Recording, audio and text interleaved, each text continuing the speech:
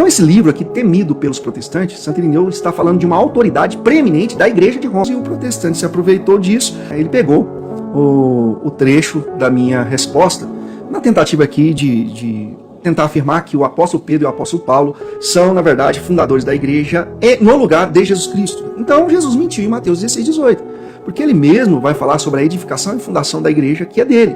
E sim, ele o faz pelas duas colunas da igreja, o apóstolo Pedro e Paulo. O único livro temido por protestantes é a Bíblia Sagrada. E como você gostou do meu vídeo, lá vai mais um. A Igreja Católica Apostólica Romana foi fundada por Paulo. E como é que você sabe disso? Porque está escrito na Bíblia. Paulo chega em Jerusalém depois de sua terceira viagem missionária e ali foi preso.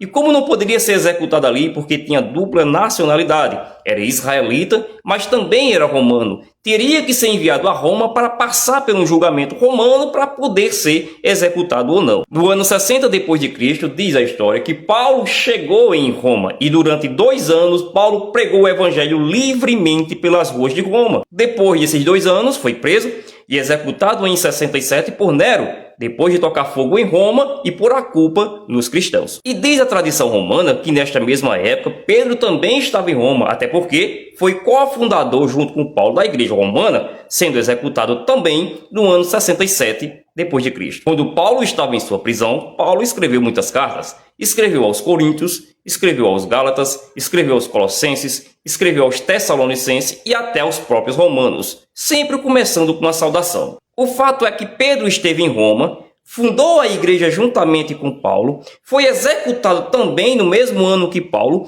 e Paulo nunca citou em todas as suas cartas uma linha informando que Pedro esteve em Roma. A única vez que a Bíblia deixou registrado que Pedro e Paulo estiveram juntos foi na cidade de Antioquia. Pedro, hipócrita, comia junto com os gentios, e quando os judeus chegaram, Pedro se afastou dos gentios, fazendo-se necessário Paulo o repreender duramente. Quem disse que Pedro fundou a igreja de Roma foi Irineu de León, Clemente de Roma, Inácio de Antioquia, Tertuliano, Cipriano de Cartago, Eusébio de Cesareia e Atanásio de Alexandria, menos Paulo, que estava junto com Pedro. Todos falaram, menos Paulo. A Bíblia não diz que Pedro esteve em Roma e não existe literatura que diga que Pedro esteve em Roma, a não ser a da própria igreja romana. Irineu está falando de uma autoridade preeminente da igreja de Roma. Vou mostrar o texto de novo aqui, ó.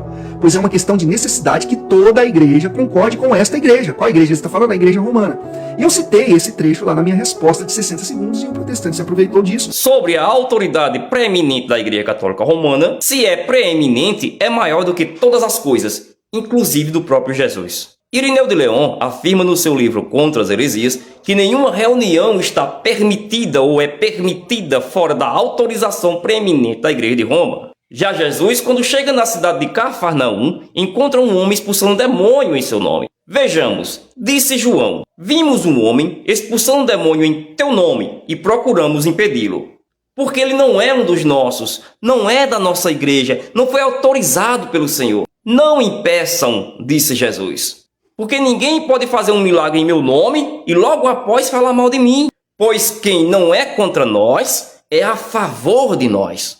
Esse homem, para pregar o evangelho e expulsar demônio, teve que pedir autorização a Jesus Cristo, enquanto que, para Jesus, qualquer pessoa está autorizada a pregar o evangelho para uma pessoa ou em reunião, e isso é igreja, do grego eclésia, reunião ou assembleia. Igreja não é instituição, igreja não é prédio, igreja são reuniões de pessoas em nome de Jesus. Jesus autoriza qualquer pessoa a pregar o evangelho. A igreja romana não, ela é maior do que Cristo.